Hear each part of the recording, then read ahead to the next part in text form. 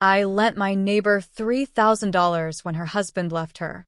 She promised to pay me back in installments. I never got a cent. Last week, she pulled into her driveway in a new SUV.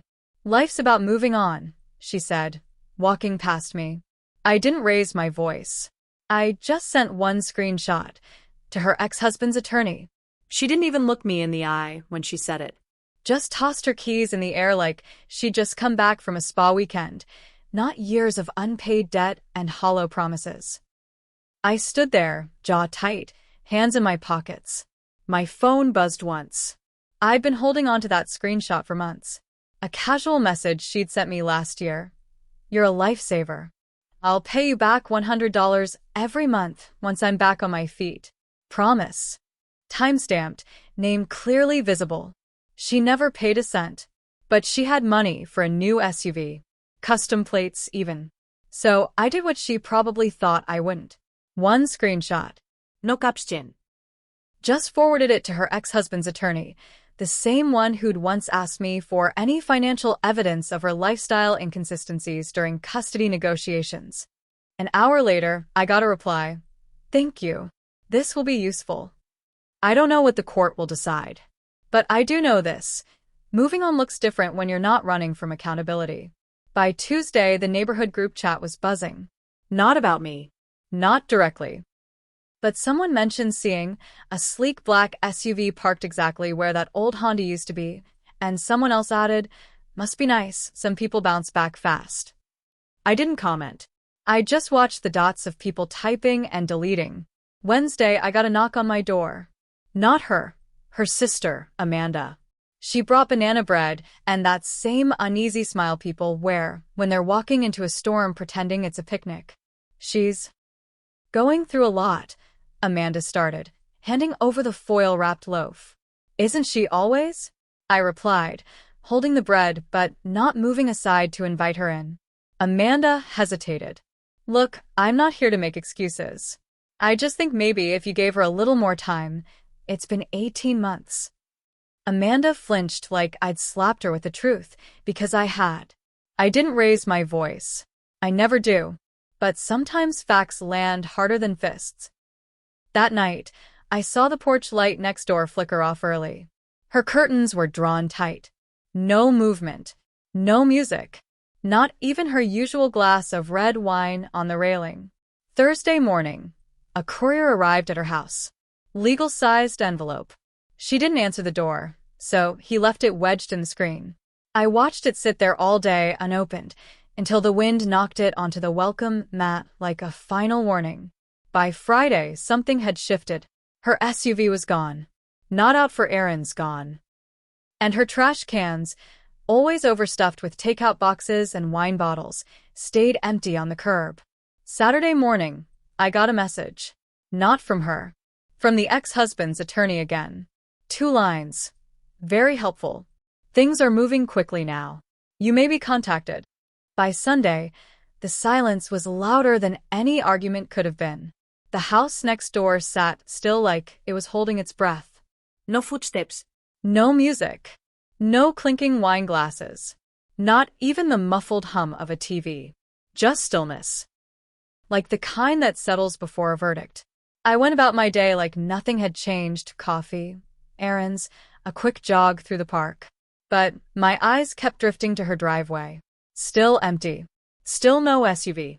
Around 3 p.m., a different car pulled up. Not hers, not his dark gray rental tags. Out stepped a man in a navy blazer, carrying a messenger bag and the kind of calm that comes with a court order. He didn't knock. Just rang the doorbell and waited. No answer. He waited a little longer, then slipped a folder through the mail slot and took a photo of her front door, time-stamped proof. Then he turned and left without a glance back. Whatever was in that envelope, it wasn't banana bread. That night, I sat on my porch with a book I wasn't reading and a drink I wasn't sipping. Her bedroom light flicked on for the first time in 2 days. I could see her silhouette, pacing, phone to ear, one hand in her hair. I didn't need to hear her voice to know the tone. Monday morning, I got a call from a number I didn't recognize. I let it ring out. No voicemail. Then a second call. Same number. This time, I answered. Is this your name? Yes. This is Marcy Lang, family court investigator. We'd like to ask you a few questions about your neighbor regarding her financial disclosures during her divorce proceedings. Are you available tomorrow? I paused. Not out of hesitation, just the weight of everything catching up for a moment. Yes. I am. Tuesday morning, I ironed a shirt I hadn't worn in months. The kind you wear when you want to look put together, not involved. I met Marcy Lang at a neutral location, quiet cafe, corner booth.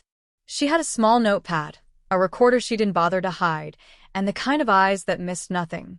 She started politely enough. How long have you lived next to Ms. Bennett? 5 years. And your interactions with her during that time? Friendly, mostly. She needed help when her husband left. I lent her money. Her pen stopped. How much? $3,000. She promised to repay in installments. Did she? No, she didn't nod or react. Just flipped the page. And this message, she tapped the printout of the screenshot I'd sent the attorney, was the only written record of that agreement. Only one she sent. I have my transfer records, too. She smiled, just slightly. You've been organized. I didn't respond. I wasn't here to play hero. Just to tell the truth. She asked about the SUV, the timing, the tone of my last interaction with my neighbor. I told her word for word what was said. Life's about moving on. Marcy nodded, then leaned in. Do you know where she got the money for that SUV? No. Do you think she has additional sources of income she hasn't disclosed? I wouldn't know. But she hasn't worked a job I'm aware of in over a year. She closed her notebook, satisfied. That aligns with what we've found so far. As I stood to leave, she said, You've been helpful. Just know this kind of support? Courts take it seriously. I walked out into a cloudless sky. The kind of bright blue that doesn't match the heaviness in your chest. When I got home, her SUV was back in the driveway. Clean. Shiny. Parked like it had never left. And she was on the porch, sunglasses on, cigarette between her fingers, waiting. Coffee? She asked, as if none of it had happened. I didn't answer. Just looked at her, then at the house. And then at the envelope still sticking out of her mailbox, unopened, again. I didn't take the coffee. She watched me like a poker player, trying to read a bluff. The cigarette trembled just slightly between her fingers, barely noticeable, unless you were looking for it. I was. You've been quiet lately, she said, exhaling slow. Everything okay? I stared at her a beat too long. You tell me. She laughed, short, brittle. Look, if this is about the loan. Things have just been complicated. You know how it is. I used to, I said. Before SUVs and legal mail. That wiped the smirk off her face. For a split second, something slipped, the chill underneath the charm. Then she stubbed out the cigarette and stood. I don't need this kind of judgment from someone who doesn't understand what it's like to survive. And I don't need explanations from someone who said she'd pay me back and never did. She opened her mouth like she had a speech ready. Then closed it. No paledi. No deflection this time. Just silence. Later that night, her back porch light flicked on. Then off. Then on again, fast like a signal. I stepped out just in time to see a figure in a hoodie pass through her side gate and disappear inside. Not her ex. Not Amanda. Someone new. The door shut. Curtains drawn. Lights went dim. By midnight, the SUV was gone again. This time, I jotted down the license plate. Wednesday morning, a manila envelope was slipped under my door. No note. Just photos of her SUV. Of her with the man in the hoodie. Of a dinner receipt, time-stamped, pricey. Same night she claimed she was barely scraping by. No sender. No return address. Just a sticky note on top. She's not just lying to you. I didn't sleep that night. The envelope sat on my kitchen table like it was breathing. I flipped through the photos again, this time slower. The man in the hoodie, his face wasn't fully visible, but there was something familiar in his posture. Comfortable. Like he belonged there. The receipt was from a restaurant 2 cities over. One of those places with linen napkins and entrees that don't have prices. The timestamp? Same night she told Amanda she was applying for hardship rent assistance. Thursday, I called Marcy Lang. This isn't paranoia, I told her. Someone left me documentation. Her voice on the line didn't waver. Was it threatening? No, then consider it corroboration. Click. No confirm. Just confirmation. By Friday, her tone had changed. She didn't say hello when we passed on the sidewalk. Just nodded, eyes hidden behind oversized sunglasses. Her SUV was parked 2 feet closer to my side of the property line than usual. On purpose? Maybe. But when you've been burned, everything feels calculated. That night, around 11, I saw lights flicker on in her upstairs bedroom. Then the porch. Then her living room. It was like someone couldn't sit still. Or couldn't sleep. Just before midnight, a car pulled up. Not the SUV. A black sedan, low profile, windows tinted like they had something to hide. The man who stepped out wore a suit, but not the kind you buy off the rack. He didn't knock. Just walked inside after she opened the door. I waited. Watched. At 12:43, the lights went out. At 1:12, the sedan left. By morning, there were new tire marks on her lawn. By noon, Amanda called me. Her voice shook.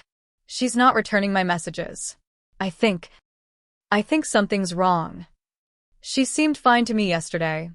I said, though I knew what she meant. Wrong isn't always visible. Sometimes it just hums. Amanda hesitated. Have you noticed anything off lately? I looked out the window.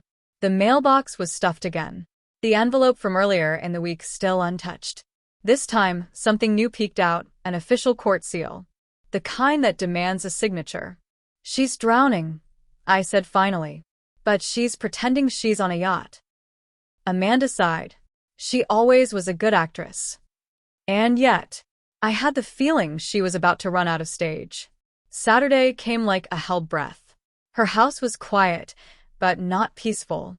The kind of quiet that feels staged. Curtains drawn. No music. No porch wine. No SUV. Just that damn court envelope still jammed halfway out of her mailbox, like a truth she refused to open. At noon, a sheriff's vehicle rolled up. Unmarked but unmistakable. A deputy stepped out, calm and practiced, with a file in hand. He rang the bell once. Waited. No answer. He knocked harder. Still nothing. Then I heard it, footsteps inside. Hesitant. Then the sound of a deadbolt turning, halfway. Miss Bennett, he called through the door. No reply. Just the creak of the door cracking open. Enough to see the outline of her face, eyes half visible in the shadow. The deputy didn't raise his voice. You've been served. Official notice of asset reevaluation and non-disclosure hearing. You're required in court Monday at 9 a.m. The door shut without a word. No scouting. No pleading. Just click. By 3 p.m., the SUV was back, though this time, someone else was driving it. A man I'd never seen before.